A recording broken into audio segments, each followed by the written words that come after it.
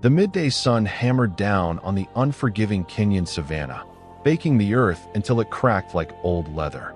Heat shimmered above the tall, dry grass, creating a haze that blurred the horizon. The air was heavy, still, and smelled of dust and impending rain. Near the edge of the Maasai grazing lands, 3 local herdsmen stood frozen, their wooden staffs gripped tightly. Beneath the twisted, thorny branches of an acacia tree lay a massive, golden lioness. She was heavily pregnant, her belly swollen tight, but she was not resting. She was writhing. Her breaths came in ragged, shallow gasps, her flanks heaving violently. A thick wire snare was dug deeply into her right hind leg, cutting off circulation and weeping dark blood. Exhaustion anchored her to the dust. She lacked the strength to push her cubs into the world. Trembling, an older herdsman pulled a weathered radio from his belt. His voice broke as he broadcasted a plea to the nearby wildlife conservancy. The herdsmen backed away, their eyes wide with profound sorrow, watching the apex predator reduced to a state of agonizing vulnerability. Within 20 minutes, the dull roar of a land cruiser cut through the heavy silence. A trail of ochre dust announced the arrival of the rescue team. A senior veterinarian, Dr. Aris, stepped out alongside 3 armed rangers. Dr. Aris approached slowly, his eyes scanning the lioness. She growled, a low, gurgling sound born of absolute terror and pain, but her head immediately slumped back down. The snare is infected, and the stress has induced premature labor, Aris whispered to the rangers. She is in shock. If we do not intervene now, she dies, and the cubs die with her. The tension was suffocating. Every second stolen by the snare was a second drained from the unborn cubs. They had to act with absolute precision. Raising a dart rifle, Aris fired a precise shot into her heavy shoulder muscle. Minutes later, the great feline closed her eyes. The team rushed forward. The contrast was striking.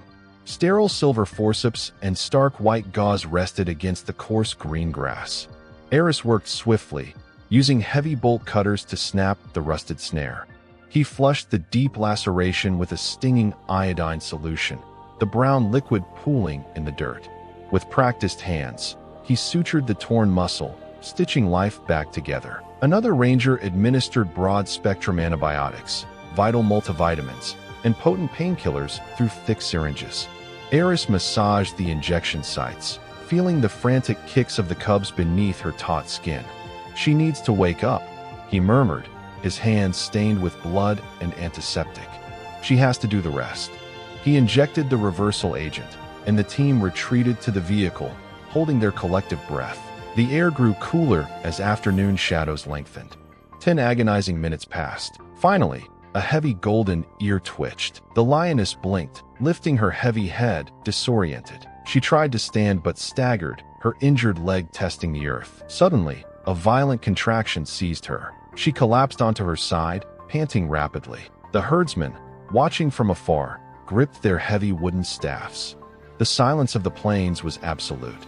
With one final, immense, shuddering push, a tiny, wet, spotted cub slipped into the dry grass, followed moments later by a second.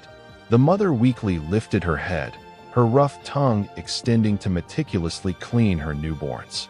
A frail, high-pitched cry pierced the heavy savanna air. The older herdsman wiped hot tears from his deeply lined cheeks, whispering a silent prayer to the skies. Dr. Aris lowered his binoculars, an exhale of profound relief escaping his lips. For a fleeting second, the lioness paused, raising her majestic head to look directly toward the distant vehicle. It was a silent acknowledgement, an unspoken bond forged in the crucible of survival. As the golden hour painted the savanna in burning amber, the beautiful lioness stood.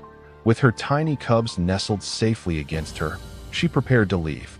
She limped slightly, but her stride was remarkably strong, carrying her deeper into the bush. She vanished into the tall grass. It was a breathtaking testament to the resilience of life, a fragile miracle forged today.